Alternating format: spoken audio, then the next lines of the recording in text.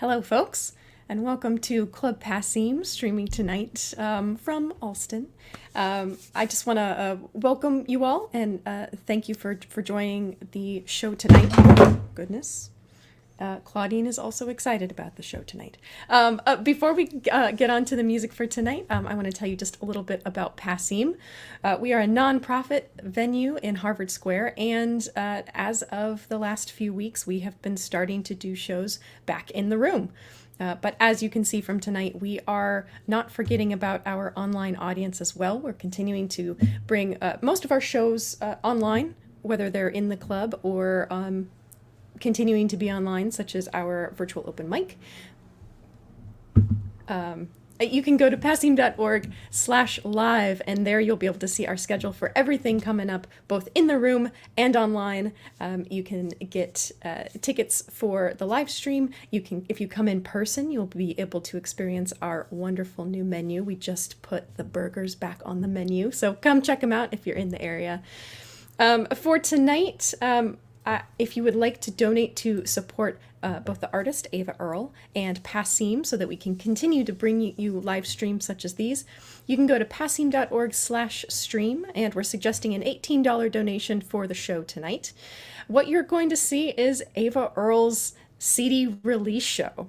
So she is based in Alaska, and last Friday she released her brand new album called The Roses. It's an album she worked on last year with JT Nero down in Nashville from the band Birds of Chicago, and it came out incredibly, and she put on this big show in the Anchorage Center for the Performing Arts. So tonight we're going to be showing you the recording from that full band show in the big auditorium. Before that, there's going to be just a short greeting from Ava herself. If you'd like to pick up the album, you can also go to avaearl.bandcamp.com, and I'll be putting the link in the chat as well so that you folks can go grab that if you would like. But you're going to be hearing the whole thing tonight, so you'll know by the end of the night if you need it or not. Thank you all for tuning in, and here is Ava Earl. Hey, it's Ava. Thank you so much for streaming my album release show of my new album, The Roses. I love this album so much. I'm super proud of it, and so I'm excited to get it out into the world. And thank you again for watching. Special shout out to Club Passim for hosting this very cool event, and I hope you like it.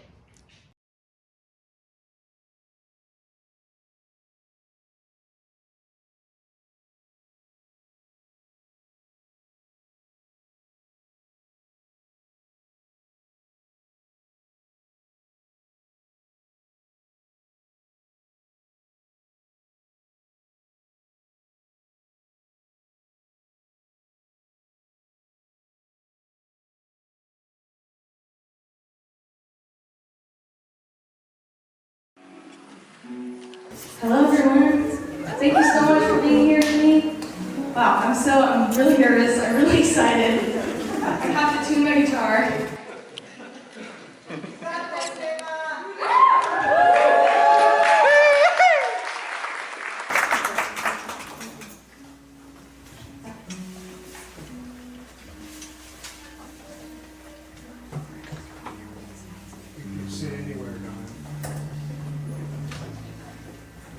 Alright, so this first song that we've got for you guys, I think represents the album The Roses as a whole. I think the album is a lot of things to me, but in part it's about, finding yourself. I think it's partly a coming of age story. I just turned 18 a few months ago, and I've learned a lot of lessons growing up here in Alaska and being a musician and, meeting cool people, getting my heart broken, and kind of all of that is encompassed in The Roses. And I think one of the biggest things is that I'm an optimist, and I've always been an optimist, and that's kind of what this song is about. In a way, it's a love song, and it's about seeing the best in people.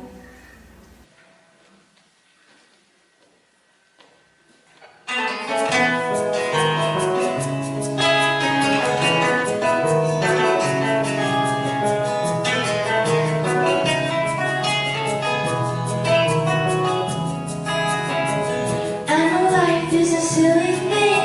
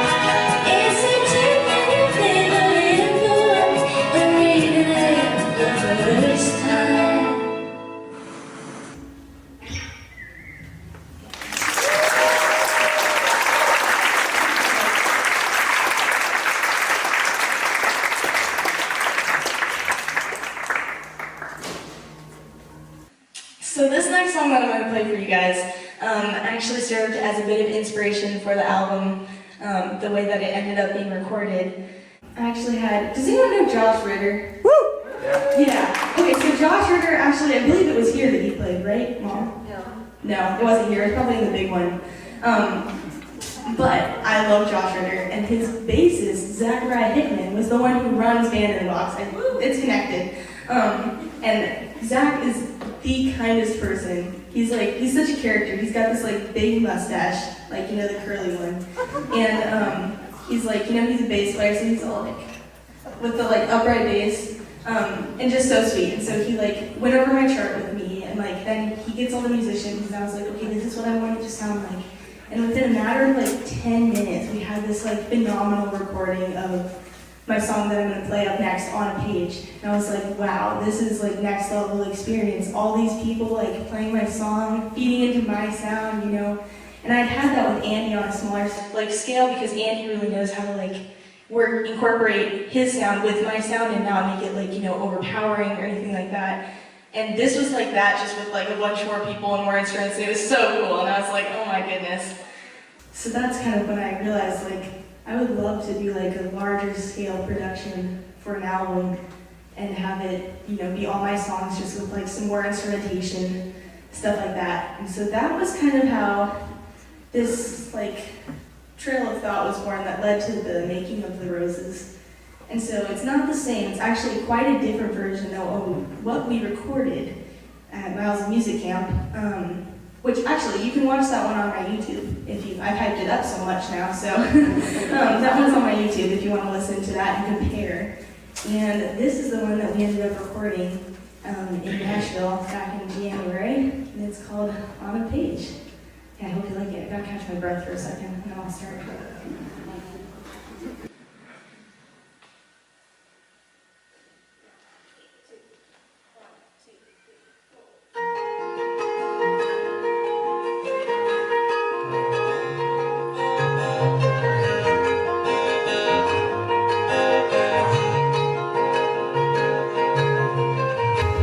I see your face in an echo of the moonlight.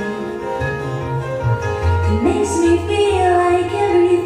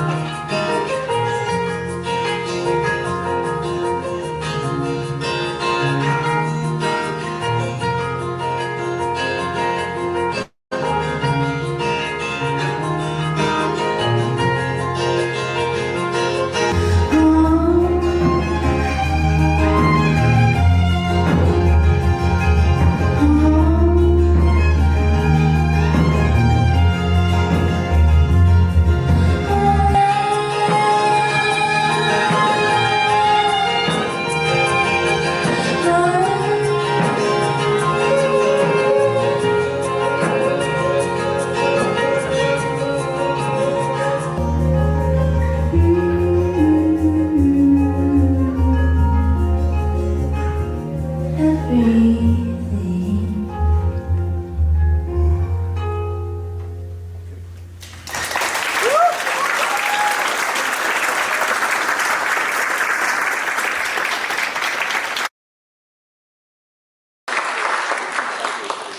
Thank you guys so much. This is so awesome. Thank you guys so much for, buying tickets and showing up. That's a commitment, and I really appreciate it.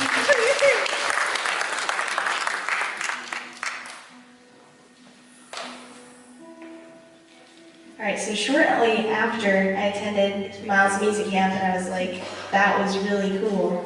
I actually, pretty perfect timing, heard from JT Nero, who I'd been in correspondence with for a few years, and I'll tell you about how that started first. So I actually met JT when he played on this very stage with Birds of Chicago, which includes JT, who you might know from JT McCloud's or from Birds of Chicago. He's fantastic. That's JT Nero. And then Allison Russell, who is married to JT. And also, has anyone heard Night Flyer, Allie's album? It's her solo debut album. It is so good, and it's like, topping charts and stuff. It's just so cool. When I was watching the concert, actually, I just was like, Allie is so cool. And they were also up here playing with Steve Dawson, who I ended up recording at his studio in Nashville. It's called Penthouse Studio. He also plays guitar and slide on the album. But anyway, so I was here with my mom watching their concert. It was a Whistling Swans production. Who's a Whistling Swans fan? Woo! Yeah, me too. So my mom and I try to make as many as we can, and that's where we saw Josh Ritter too. And so we were watching them, and I was like, okay, I'm gonna go get a CD, because anytime the artists are in the lobby, I like to buy their CD and have them sign it, and I've got like a collection going. And so I was like waiting in line, and I was really just excited to talk to Allie, honestly. No shade to JT and Steve, but I thought she was so cool. And I still think that. I'm a little starstruck every time I used to talk to her. But I went in the back and was like waiting in line for my CD, and everyone was like, Chad, and finally it's my turn, and JT was up first. I was like, I'd like a CD. And then our friend, actually, who we were acquaintance, honestly, I think of him as a friend. But does anyone know Destiny Holly? Sorry, I keep doing like these like random name drops and stuff. Destiny Holly is like fantastic. She's a few years older than me. Her dad was behind me in line and was like, oh, you should know about Ava. And so then JT's like, tell me about yourself. I was like, okay. And I was like, told him like, I'm a musician, and I write my songs and stuff. And he was like, that's so cool, send us your stuff. And he wrote his email down. And I was like, that's pretty cool, because most of the time people are just like, that's great, keep it up, which I highly appreciate. But yeah, JT was like, here's our email, give us some songs. And then I was like, okay, thank you. And then Allie signed it. She was still chatting, so I didn't get to talk to her, and I was like, nuts. And then Steve signed it too, and so I still got the CD. Believe it or not, I do lose things very easily, but I still have that CD somewhere. And so then I sent them my songs, and I was like, oh, thank you so much. I loved your show. Here's some of my stuff that I've been working on. And they would actually respond to me and be like, this is great. Keep up the good work. Keep sending us your stuff. And so this kind of continued for a few years. I saw them when I was up in Montreal at the Folk Alliance International. And so I said hi to them, and then I ran off to my showcase, and that's just kind of how things go there. But I was very happy to see them, and it felt like I had known them for a long time, because I'd been emailing JT for a year. So finally, back in the present, which is the past, hang on, timeline, I'm emailing JT, he's emailing back, telling me my stuff's great, keep sending stuff. And so then after I got back from Miles Music, he was like, oh, I meant to tell you, Allie showed me some really great video of you. It was not actually the Man in Box video. He's like, Allie showed me some great video of you, and it reminds me, I would love to produce an album of yours if you ever want to. I was like, oh, maybe. No, just kidding. I was like, oh my gosh, yes, I definitely would love to do that. And so we made some plans, and we were like, okay, January 2020, that's the time. So we made all these plans and stuff, and we snuck it in right before COVID happened. So it was right when we were like, you know, hearing about COVID in the US and everyone was like, ah. And so like we were on the flight and my mom's like, I don't know about this. So JT was like phenomenal. I've never like given someone the reins to do like production. I've always been a co-producer on my albums in the past. And so this was kind of scary, and I, you know, like I said, I didn't really know JT that well. I trusted him a lot for not knowing him very well because he's just like, you know, you meet him and you're like, this is an honest, very kind guy. And my assessment was correct because, you know, I had such a fantastic time. I'm so proud of the album. It's one of the favorite things that I've ever been able to do in my life. But it turned out to be so nice to have someone who was doing all the productions that I didn't like, you know, I don't even know half of the stuff that JT was worrying about. So it's like, obviously such a good thing.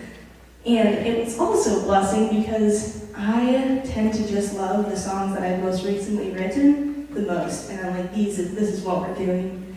And I actually had like a pool of like 30 songs plus to choose from that were like, my mom and I were like, okay, we like all these songs. What should we record? Which 10 songs should we choose? And this is one of the songs that was actually less suspecting. And I probably wouldn't have chosen it myself, but I'm really, really glad that we had a fresh set of eyes because I really love the way it turned out. And it's also my mom's favorite, so I'm glad that it's on the album. And actually, I forgot what I wrote the song about, so I can't tell you about that. It's top secret. I even kept it for myself. But yeah, this is called Do You Know Me By My Name. Sorry, my D string's being really stubborn. We're gonna play it in just a second.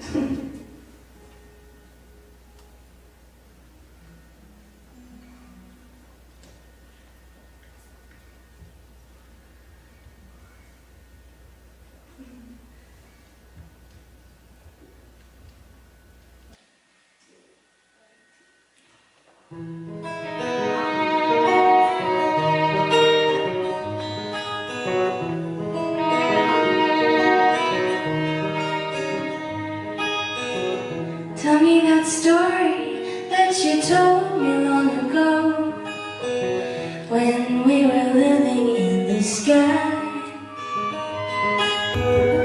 To love the clouds, we knew we had to let them go, at peace with our not knowing how to fly. But here we are, in the same place again. Who'd have thought anyway? Do you know me by my name? Do you know me by my face anymore? Sing me that song that you sang me long ago. I didn't know the words, so you told me. And I remember running down the icy slopes. I didn't care if gravity would hold me, but here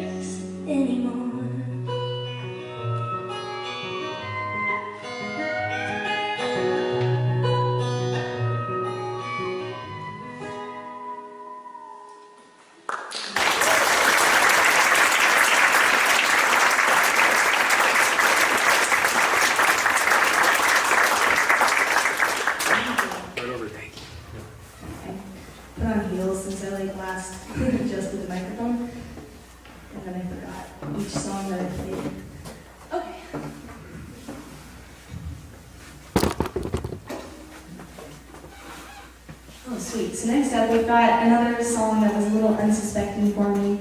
And so, one of the songs that I had not written recently. And this one I actually must have written like sophomore year of high school.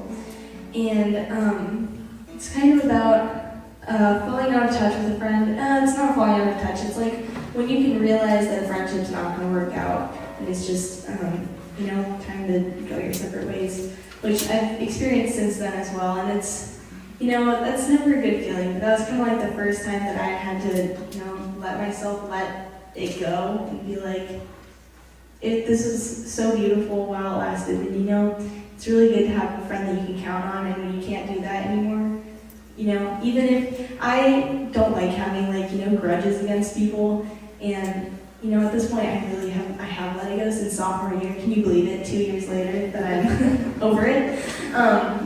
But it was hard for me, and I kind of wrote this song. Like I said, I'm an optimist. I wrote this song about appreciating the good times that we had together, while also being able to be like, that wasn't the best of the situation that I was in.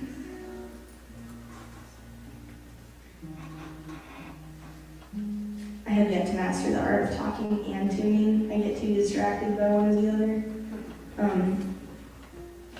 I also get distracted by my own talking, but there's not much I can do about that. Okay, here we go. This is called The Roses, and it's the title track of the album.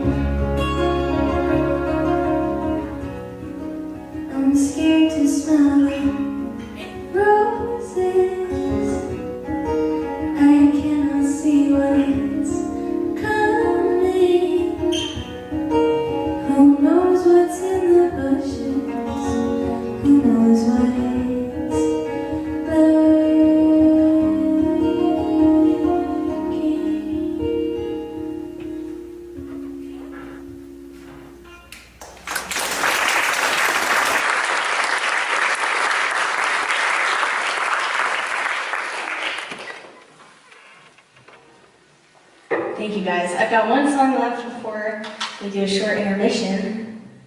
And this one is called, well, I'll wait to tell you what it's called until I finish tuning. This was actually, I believe it was the last song we recorded in the studio, or maybe it was like second to last. But the way we kind of did it is JT was like, well, just start with what you know. Like, what are you sure that you're gonna want on this album? And so we're kind of narrowing it down that way. And near the end, we got to a few where it was like, I like them all, and I'm not sure which one fits the vibe the most. And that's, you know, when JT really comes in and he's like, this is what I think. And I'm like, okay, sweet. But this was kind of the one that we were like, might be nice to, or it was JT's idea. It was like, it might be nice to have like one song that's like a little bit broken down, fewer players, and like a little more intimate. And I was like, okay. And so that's what this is. It's the last song on the album. And it's also kind of fits into this same theme as The Roses, the song does. Where it's about my first breakup, actually. And I was dumped. And it was really tragic for me at the time. And I can talk about it because he moved away. Yeah, I was dumped, and it was like for no reason. So it's really sad. And I was like, it wasn't even a long relationship. Like, you know, I was a sophomore and it was like 2 months. But I was very sad. So I went and I wrote like this really mad song called Play With Fire, and I was like, you know, screw you. Why won't you talk to me? That's lame. And then I was like, well, you know, it was really sweet. Yeah, it was a good time. So then I sat down and wrote this song, which I feel like is the same kind of light as The Roses, where it's like I'm looking back on something that I really thoroughly enjoyed up until the end, and just kind of off the last part that I didn't really like, which I feel like is fine to do. Like, you know, we're not buds or anything now, but it's like I can text him happy birthday and he can say thanks, and no hard feelings. So this is called Butterflies. Thank you. I know it takes a lot of guts every year. I'm like, ooh, because his mom and I are friends on Facebook, so. Yeah, but anyway, I did, when I could tell he was gonna break up with me too, because he like stopped talking to me. He was very, very like, you know, 15-year-old boy. And I was like, I can't hang out with his parents anymore. So, they were really cool. I email with his dad. So, you know, take that. Anyway, this is called Butterflies. It's looking back. I promise I'm over it. It was just pretty lame. This is looking back on the good times in that relationship, and I think it's, you know, it's still young love. And, you know, I'm still young, so I can still have other young love. I'm going in circles here, so I'm just going to start the song. But thank you guys for being here. Thanks for laughing. It makes me feel a lot better. And yeah, this is Butterflies.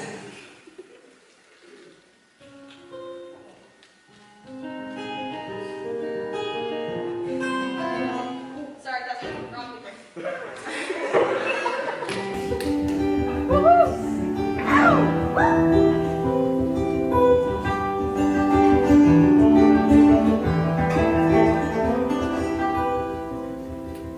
Little smiles, butterflies, look at you, alert my eyes. Think about the day it really started. One earbud in, the other out, laughing just a bit too loud, crammed into the seats next to each other.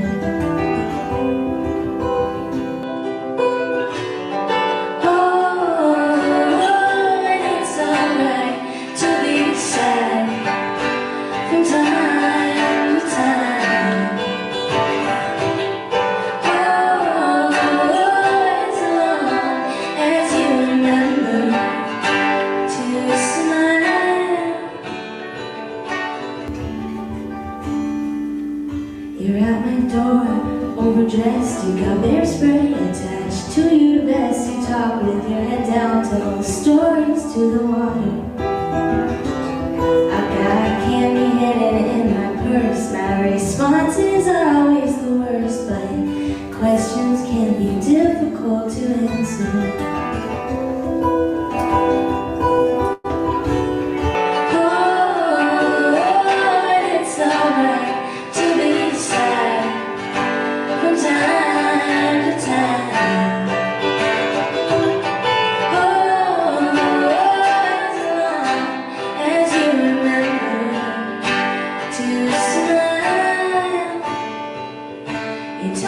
Things I didn't know. I wasn't scared, but I sure am now. Love and words don't matter when it's over. You sit down, you watch me play. There's something that I need to say, but when you grab my hand, I know that you can hear me.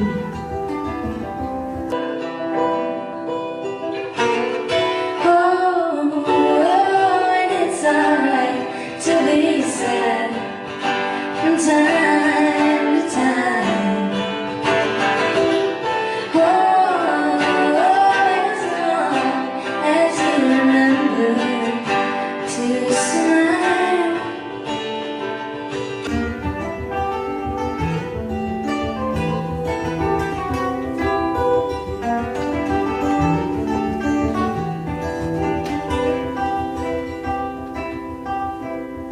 Every time now it's little smiles and butterflies. Look at you through my eyes. Think about the day it really started. Thank you guys so much. We'll be back in just a little bit.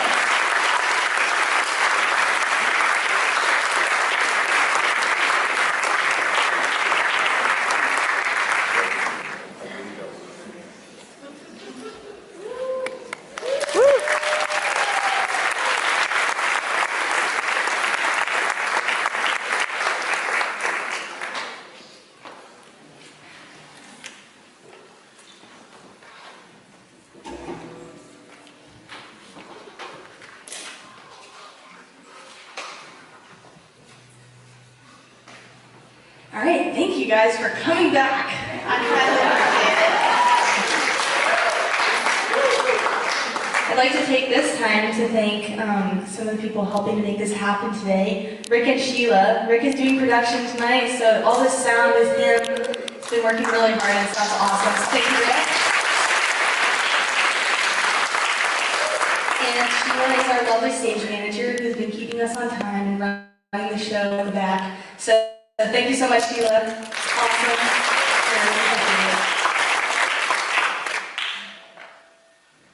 All right, this is a good story. This is one of the ones that I really. Some of these stories I came up with just for this show because they're more specific to the album. But this one's really specific to the song, and it's actually like it's a good duo. These next two songs kind of go together because they're both my goddess songs, which is an Ava Earl subgenre.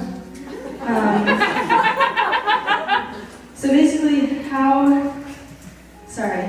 okay, my full attention is now on you. I was force-fed the Iliad at the young age of like 15, 16, like probably most of us were, in my sophomore English class, and was not a fan. I don't think any of us really were. It was like the first book we read and we were like, this class sucks. Like, I'm a reader, like I like English, and I was like, are you kidding me? I don't understand half of this, like what is Achilles doing now? But we were taking notes on gender roles, which is like, I could do that forever, you know? Just kidding, but I was, doing that, among other things, but we were, gender rolling the humans, like, oh, Achilles is in the battlefield, killing people and getting killed. Oops, spoiler, sorry guys. And all the women are like, caring for the children and like worrying about their husbands in the war. But I was like, we're not even talking about the gods and the goddesses, because here's the deal. So like, I feel like we all know about those kind of gods that like, they're just messing around with the human. They're just having fun. And the goddesses are doing the same thing. Like, they're not holding back. And the goddesses are pretty badass too. Some of them are like a little mean. Well, they're quite mean. And I feel like that's not always portrayed for women in, classical literature. Like to have like a badass who's like not being used for like sex or, like as a, typical like traditional woman figure. And so I was like, well, Homer could have really leaned into this a little bit more. Like, I'm not sure if he really knew what he was doing with this, but this is like, he could have had some more of these characters that were just like a little more feminist, a little more badass. And so I always say this is like, maybe this is what Homer meant to write. Like, maybe if he had a little like writing help, he could have gotten here. So this is from the perspective of a goddess. And if that seems like a bold statement to you, you're not alone, actually. I'll tell that story after this song. But, yeah, this is called Up Here in the Sky, and it's my feminist goddess song #1. But she's also kind, and I hope you like it. She likes you. Yeah, here it is.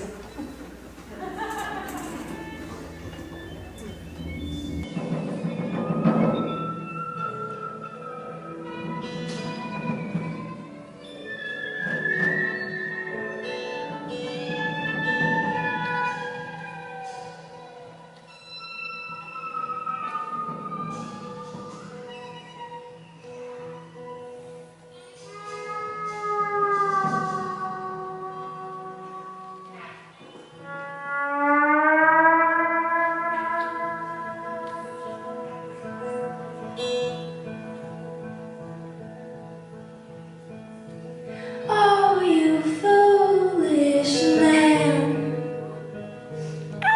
You think you run the earth because your tired hands have made castles from the dirt. But mine made those that you have. They made the dirt you crave, the men you enslave and call your own. But I always watch over you, even though I don't like you. I don't want you to cry. I have the land and sea, but it's lonely up here in the sky.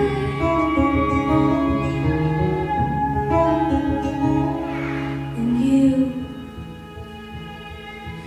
think yourself so wise with your bright young eyes. Oh, they've seen nothing compared to mine.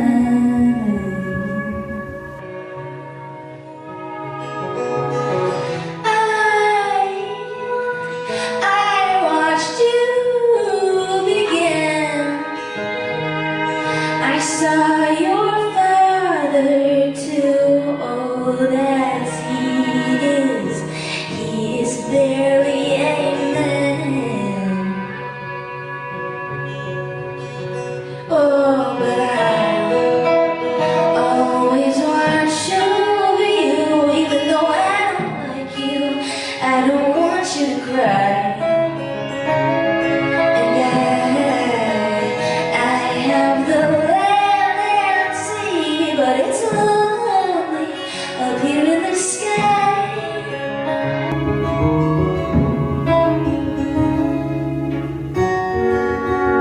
Do you believe it? That our days of misjudgment are past?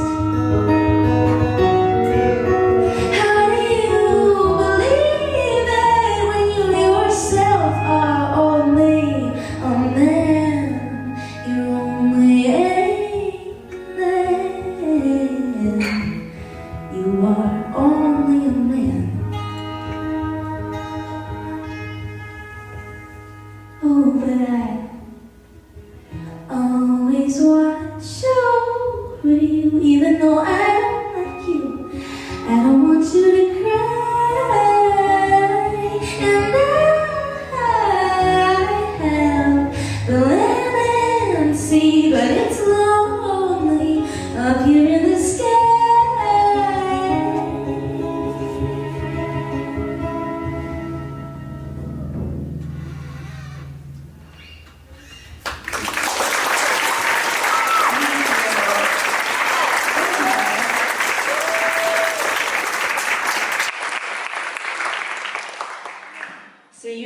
better than Homer. I'm just kidding. So this is actually the farthest I've ever taken this little bit, but I'm not claiming to be better than Homer. I'd like to impart that on you. But someone else who has heard that song did not get the same idea.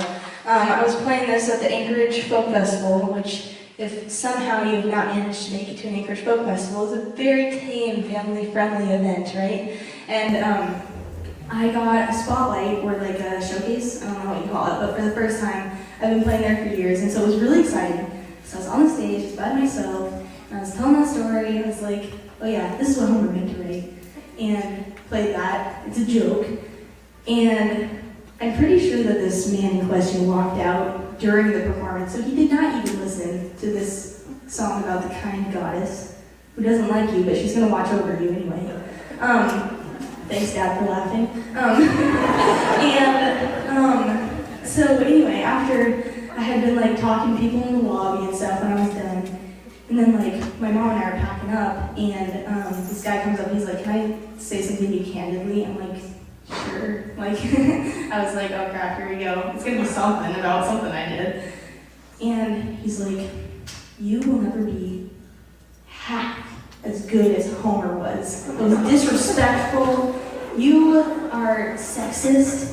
You are like belittling Homer." I'm like, dude, he's dead. He maybe didn't even exist, you know? Like, Homer could have been like a pseudonym for like a bunch of people. Maybe Homer was a woman. I bet he didn't know that. Right? And so I was like, man, this guy did not like the kind goddess. Maybe he needs a visit from a vengeful goddess. So, you know, it's kind of like, you know, he's Scrooge. And so I conjured up another little lady to go teach him a lesson. And I hope he's living his best feminist life now. Treating women as they should be treated, you know. I hope he's, you know, telling catcallers, don't do that. He's probably at like, you know, some women's rights rally a few weeks ago. He's a real good Samaritan now. So anyway, this is my second goddess song. It's actually my favorite song in the album. So I'm super excited to play it to you, play it for you, and it's called Chaos. Here it is.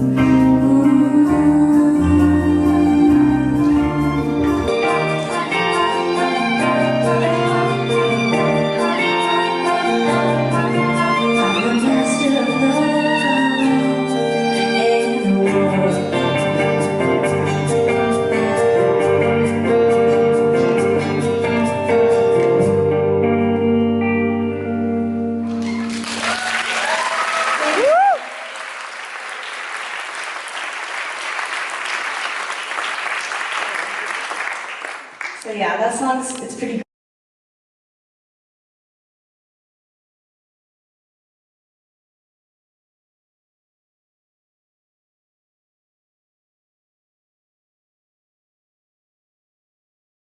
I don't want to hear anything about this song not going on there, which is, you know, like I said, I get obsessed with like most recent song that I've written, and then it's like nothing else. But anyway, yeah, man, what else am I going to talk about here?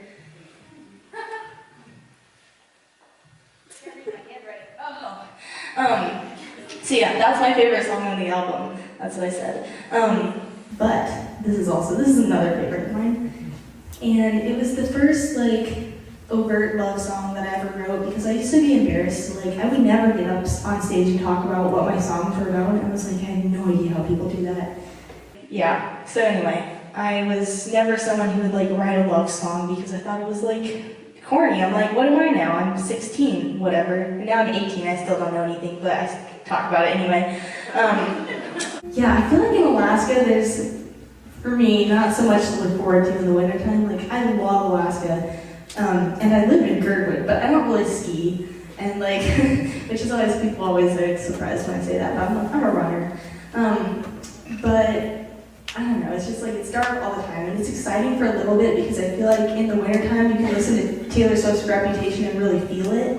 But, you know, after like putting on a repeat for a little bit, I'm like, okay, summertime, let's go. You know, where's my folklore season? But I'm a big Taylor Swift fan. But yeah, not really here. Anyway, this song is kind of about my second relationship. I felt like it really clicked in the wintertime for whatever reason, and that's kind of what this is about. And so, I mean, that's over too, so now it's just like whatever. But this is called Wintertime, and it's a love song.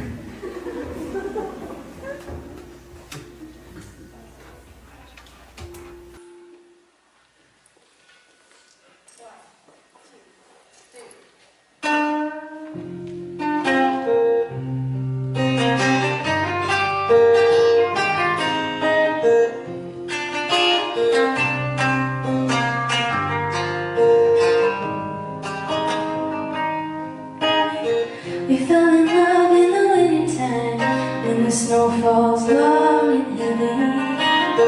We fell in love under starless skies, the ones where they were shining. It isn't what I thought, I always was a romantic, but something here is new. I wonder if it's true.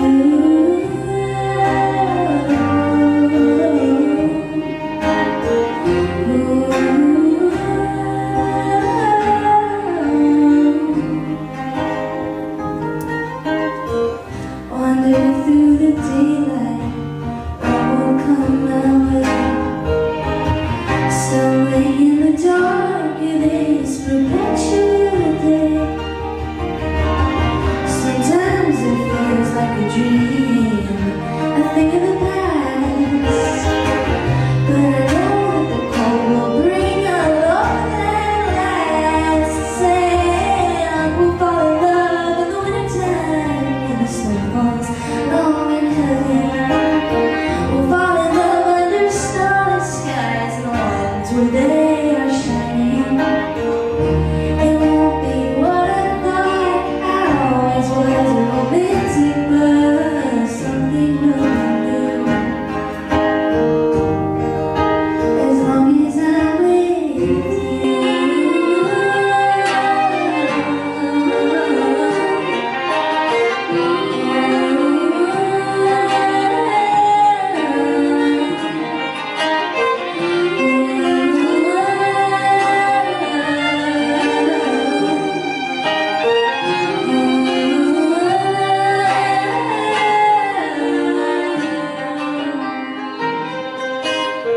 Sometimes you don't see me, even when we're here.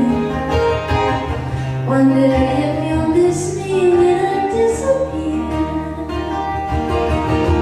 Some days I know what I need, and it's all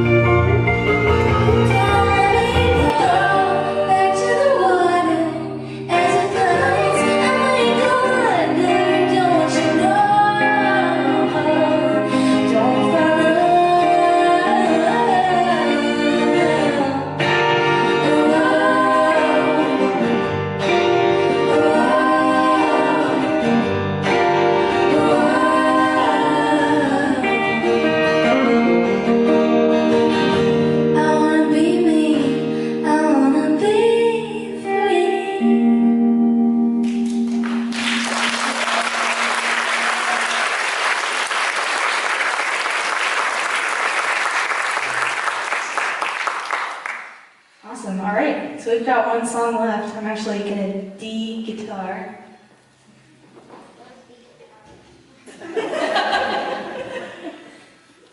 Sorry, I realized that was a confusing thing to say.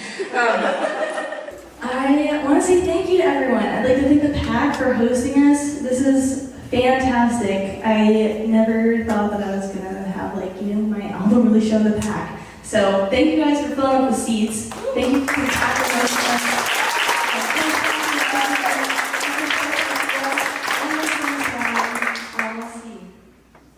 Oh, I would love to thank my family. My friends for coming out to support me. My name is Abby, who's actually here tonight from Maine, all the way from Maine. And she works so hard for me. And same with my booking agent, Stacy, with Black Oak Artists. Thank you guys so much. And thank you so much to all of you guys for being here supporting me. And I'm so stoked to be finally sharing this album. It feels like it's been forever. And it is just so good to get it out into the world.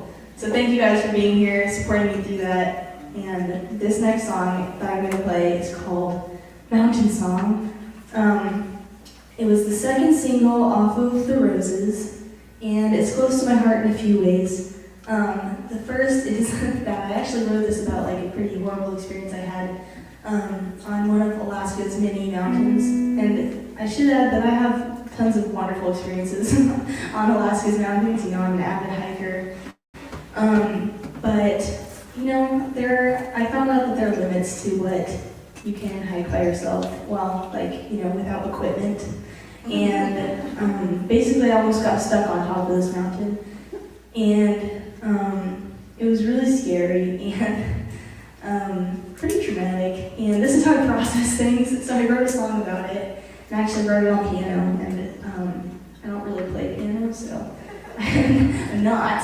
And it's also, and to shift to a little bit of a happier place, this song has also been really good for my audience, my fan base. I checked a few nights ago, it had 35,000 streams on Spotify, which is crazy. Spotify's Fresh Folk editorial playlist since its release a month ago. And it's got some music video. It's me running up Bird Ridge. I actually hate hiking Bird Ridge, real talk. But I'll do anything for my art. I suffer for my art. So thank you guys. Anyone who's, listened to me on Spotify, you guys obviously have all contributed just by being here and buying a ticket. But donations of time, money, experience, even just your thoughts, it's all come a long way for me, and I really appreciate it. So anyway, here's Mountain Song. Thank you guys so much.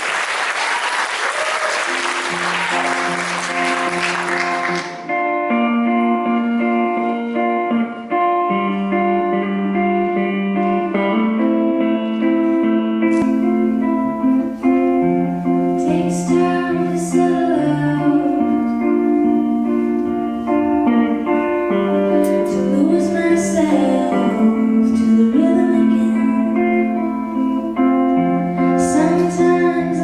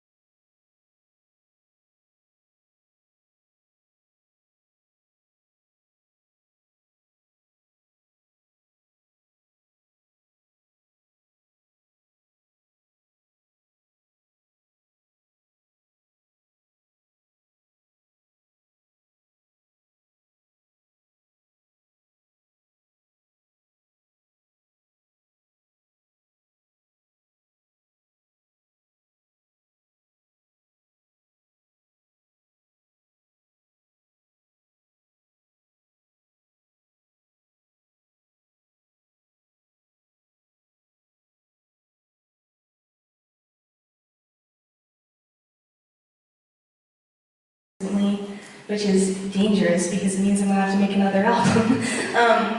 But this is one of them. This is one of my favorites that I've gotten recently, and it's called Patience.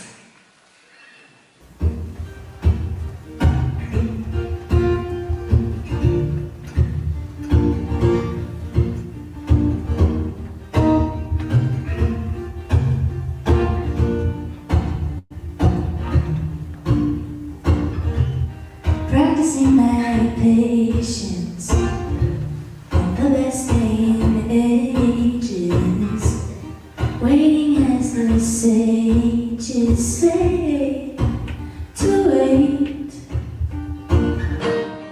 What of all your aimless qualities contagions? Something in your face is kinder than me, and you see, it's you. Your hair blows in the wind like a night, and I'm so confused. What happened to all of our precious time? Focus, focus, don't miss this moment.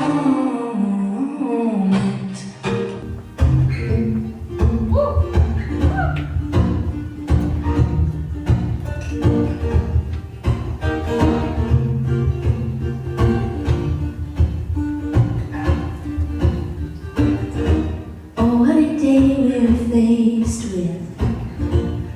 No use in evasion. Don't be so complacent that you lose your wit.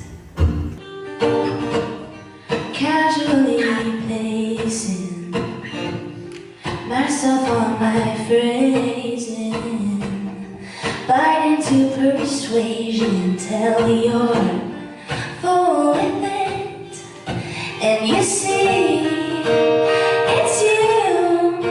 We recklessly fall out of the line, and I'm so confused. What happened to all of our precious time? Focus, focus, don't miss this moment.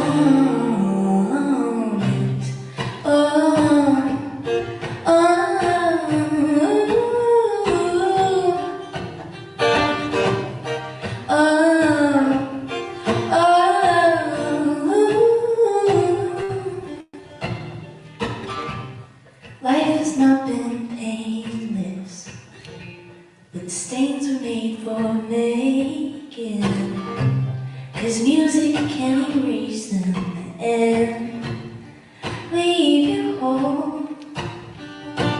So as you listen to the last bit, a feeling of elastic hold me into you. It's tragic and beautiful, and you see, it's you, and you are what I wish was mine, and I'm so confused.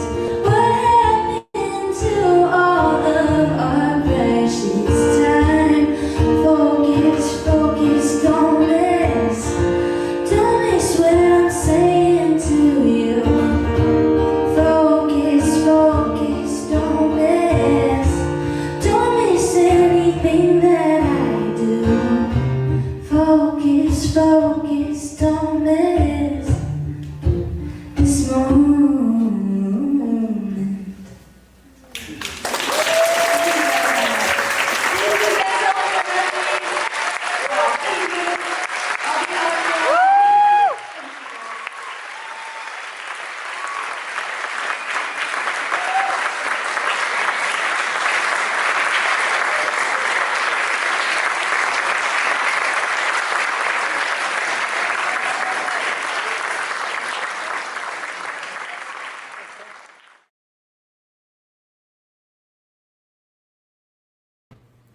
And that was Ava Earl, folks. If you want to pick up her brand new album, The Roses, you can go to her Bandcamp, avaearl.bandcamp.com, and grab that brand new release. Thank you to Abby Duquette, who put these things together and apparently traveled to Alaska for that show to make it happen. And thank you to Ava for sharing this live stream with us tonight. If you'd like to make a donation, you can go to passim.org/stream, and the donations will go both to Ava and to Passim to help us continue to bring you music like tonight, both in the club and online. Thank you all for tuning in, and we'll see you soon.